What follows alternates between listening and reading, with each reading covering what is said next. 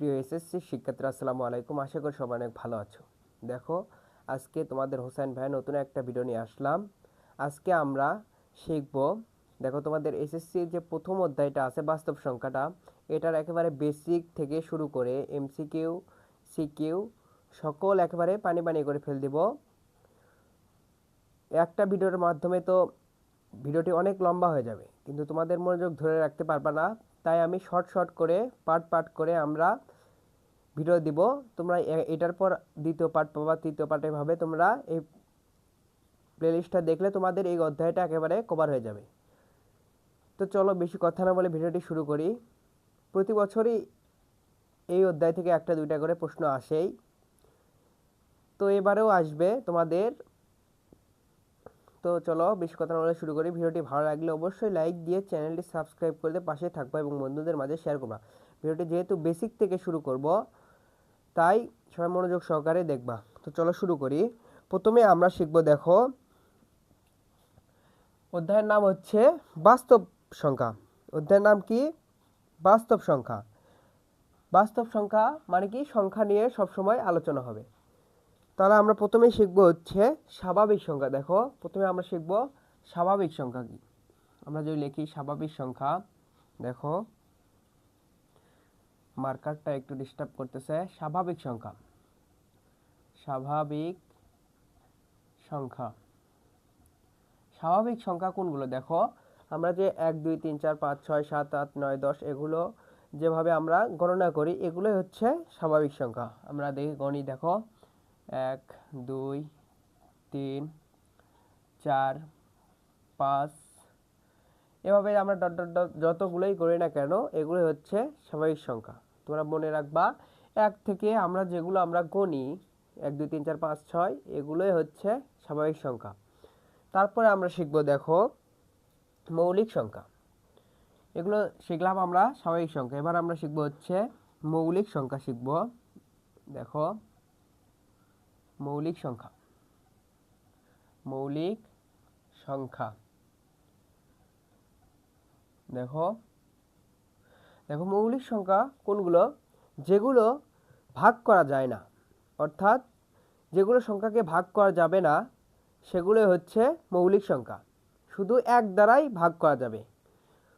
দেখো কিন্তু সেগুলো হবে বিজোড় সংখ্যা, কিন্তু শুধু দুইটা হচ্ছে জোড় সংখ্যা, আর বাকি সবগুলো হচ্ছে বেজোড় সংখ্যা। দেখো কোনগুলো? আমরা আগে লিখি, দাঁড়াও, যে 2 শুধু জোড় সংখ্যা,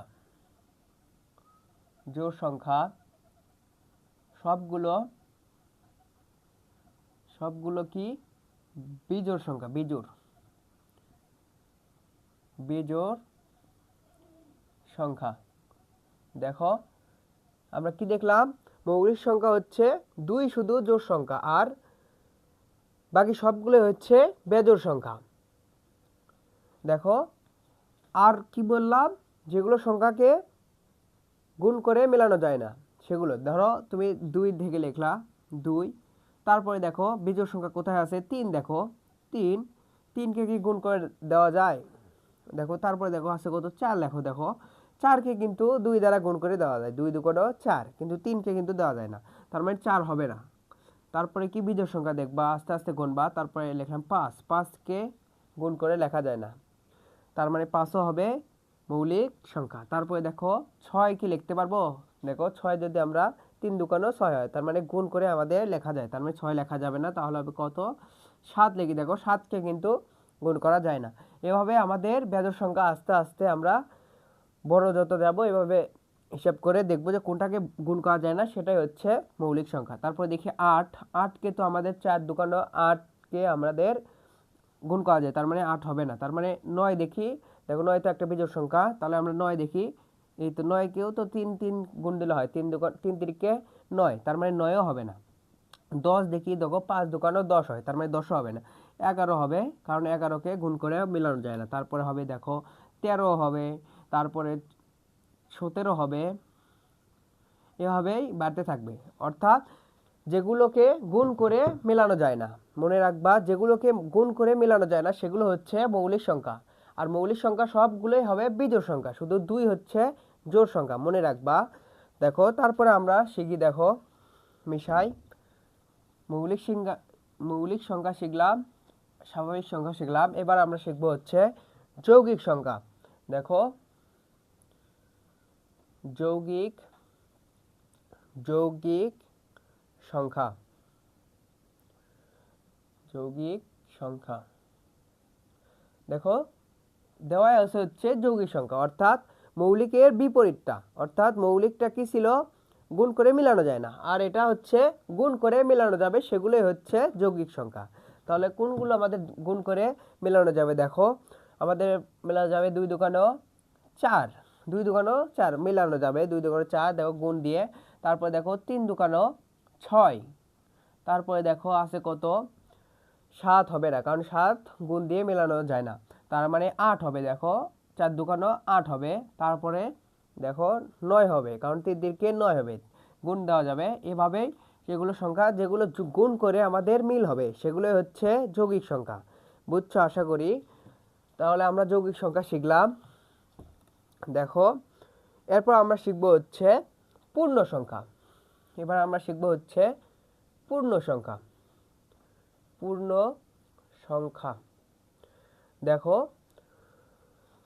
পূর্ণ সংখ্যা কোনগুলো? শূন্য থেকে, অর্থাৎ শূন্য থেকে সকল ধনাত্মক ও ঋণাত্মক সকল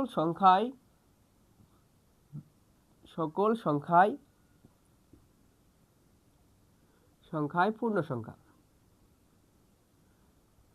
দেখো শূন্য থেকে শুরু করে ধনাত্মক মানে কি বাড়বে, অর্থাৎ 0 থেকে 1 2 3 4 এগুলো, আর ঋণাত্মক মানে কি 0 থেকে নিচ দিকে -1 -2 -3। দেখো আমরা লিখি 0 থেকে ধনাত্মক দিকে হচ্ছে 1 2 3 4 5 এগুলো ডট ডট ডট ধরো, তারপরে আছে হচ্ছে -1 -2, তারপর আছে হচ্ছে -3, এভাবে বাড়তে থাকবে।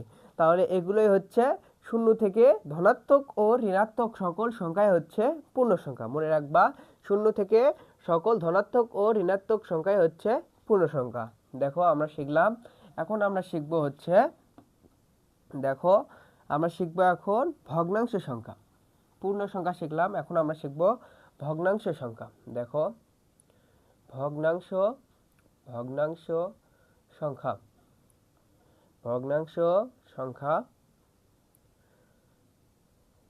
ভগ্নাংশ সংখ্যা কি? দেখো পি বাই কিউ আকারে সংখ্যাকে ভগ্নাংশ সংখ্যা বলে।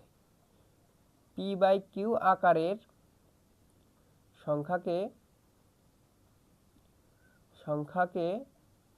ভগ্নাংশ সংখ্যা বলে। দেখো বলছে কি পি বাই কিউ আকারের সংখ্যাগুলোকে ভগ্নাংশ সংখ্যা বলে, অর্থাৎ পি এর নিচে কিউ আকার এরকম যদি সংখ্যা থাকে এগুলোকে বলা হয় ভগ্নাংশ সংখ্যা। দেখো এখানে কিউ এর মান 0 হতে পারবে না, অর্থাৎ নট ইকুয়াল হচ্ছে মানে পি ইকুয়াল হচ্ছে 0, তাই সেটা হচ্ছে নট ইকুয়াল, অর্থাৎ কিউ এর মান হচ্ছে 0 হতে পারবে না, এবং কিউ এর মান হচ্ছে 1ও হতে পারবে না। কিউ এর মান 0 হতে পারবে না এবং কিউ এর মান হচ্ছে 1ও হতে পারবে না।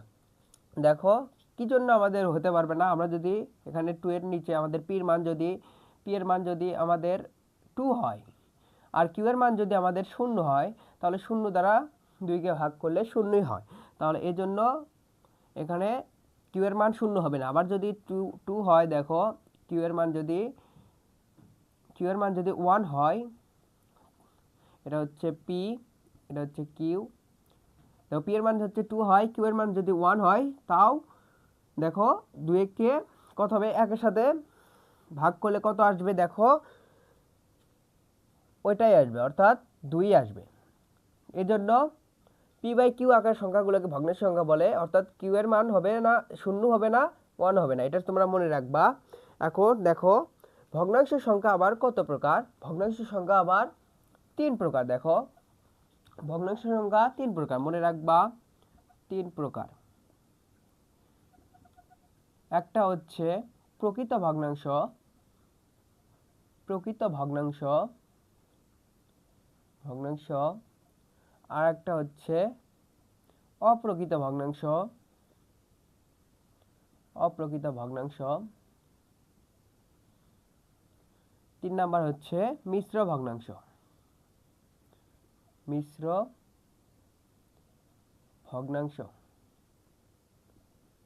দেখো প্রকৃত ভগ্নাংশ কি, যে ভগ্নাংশর লব বড় হর ছোট। দেখো তোমরা লব বুঝবা কিনা, যেটা উপরে থাকবে সেটা হচ্ছে লব, আর উপরে যেটা সেটা নিচে থাকবে সেটা হচ্ছে হর। মনে রাখবা যেটা উপরে থাকবে সেটা হচ্ছে লব, আর যেটা নিচে থাকবে সেটা হচ্ছে হর, মনে রাখবা। অর্থাৎ দেখো প্রকৃত ভগ্নাংশ কি, প্রকৃত মানে ভালো, অর্থাৎ দেখো যেটার উপরে হচ্ছে ছোট সংখ্যা, নিচে হচ্ছে বড় সংখ্যা, এটাই হচ্ছে প্রকৃত ভগ্নাংশ। মনে রাখবা যেটার উপরে ছোট সংখ্যা থাকবে এবং নিচে বড় সংখ্যা থাকবে সেটা হচ্ছে প্রকৃত ভগ্নাংশ।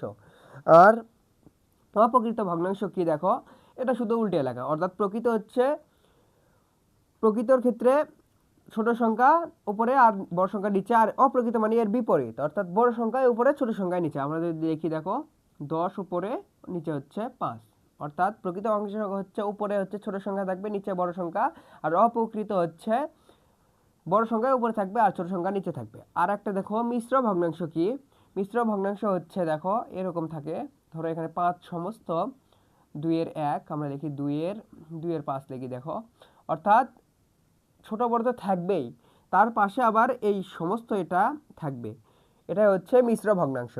আশা করি বুঝছো। দেখো এখন আমরা দেখি, দেখো অর্থাৎ প্রকৃত ভগ্নাংশের ক্ষেত্রে 5 হচ্ছে অবশ্যই ছোট। ছোট মানে কি, দেখো ছোট মানে হচ্ছে এটা, এটা হচ্ছে ছোট, মনে রাখবা এই চিহ্নটা হচ্ছে ছোট, আর 10 হচ্ছে বড়, 10টা হচ্ছে এই চিহ্ন, অর্থাৎ এটা হচ্ছে প্রকৃত ভগ্নাংশের চিহ্ন। তারপরে দেখো 10 হচ্ছে বড়, এটা হচ্ছে এইদিকে বড় মানে গ্রেটার দেন এইদিকে, আর হচ্ছে 5 হচ্ছে ছোট এইদিকে, এটা হচ্ছে অপ্রকৃত ভগ্নাংশের ক্ষেত্রে, মনে রাখবা। দেখো আমরা ভগ্নাংশ শিখলাম, এখন আমরা দেখব হচ্ছে মূলদ সংখ্যা। দেখো এখন আমরা শিখব হচ্ছে মূলদ সংখ্যা। আমরা যদি দেখি মূলদ সংখ্যা, দেখি মূলদ মূলদ সংখ্যা, মূলদ সংখ্যা। দেখো মূলদ সংখ্যা কি, এই একই রকমই পি বাই কিউ আকারে আকারে সংখ্যাকে সংখ্যাকে মূলদ সংখ্যা বলে, মূলদ সংখ্যা বলে। অর্থাৎ পি বাই কিউ আকারে সংখ্যাকে মূলদ সংখ্যা বলে, ওই ভগ্নাংশের মতোই, কিন্তু এখানে কিউ এর মান শুধু শূন্য হতে পারবে না, Q equal to not equal to শূন্য হতে পারবে না, 1 হতে পারবে, কিন্তু কিউ এর নট ইকুয়াল টু শূন্য হতে পারবে না। দেখো আমরা যদি পি এর মান দেই, কিউ এর মান দেই, দেখো এখানে যদি 2 দেই, এখানে যদি 0 দেই কিউ এর মান, তাহলে 0 দ্বারা কাটলে এখানে হবে 0, অর্থাৎ মূলদ সংখ্যার ক্ষেত্রে কিউ এর মান 0 হতে পারবে না, অর্থাৎ নিচের মান কখনো 0 হতে পারবে না, 1 হতে পারবে। দেখো আমরা যদি পি এর মান দেই, কিউ এর মান দেই, দেখো এখানে 1 দিলাম, এখানে আসলে হচ্ছে 2, তার মানে এটা হবে, এটা হচ্ছে মূলদ সংখ্যা, কিন্তু কিউ এর মান কখনো 0 হতে পারবে না। এখন আমরা বুঝবো কোনটা কোনটা মূলদ সংখ্যা কোনটা অমূলদ সংখ্যা, আমরা কিভাবে বুঝবো। দেখো আমাদের যদি পি এর মান দেওয়া থাকে এবং কি এর মান দেওয়া থাকে, দেখো আমরা এখানে দিলাম হচ্ছে পি ডিভাইডেড বাই কিউ।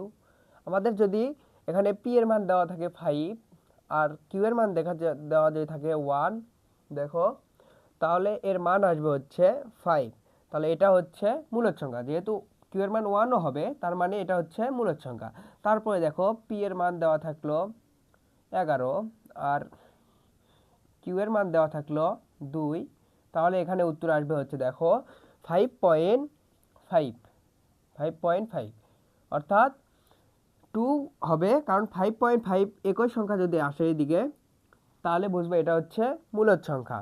তারপরে দেখো আমরা যদি পি এর মান যদি 5/3 হয়, দেখো পি এর মান আমরা দেখি 5 যদি আমরা 3 দেই তাহলে কি আসে, দেখো আসে হচ্ছে 1.5, 1.6666 এভাবে আস্তে আস্তে থাকে।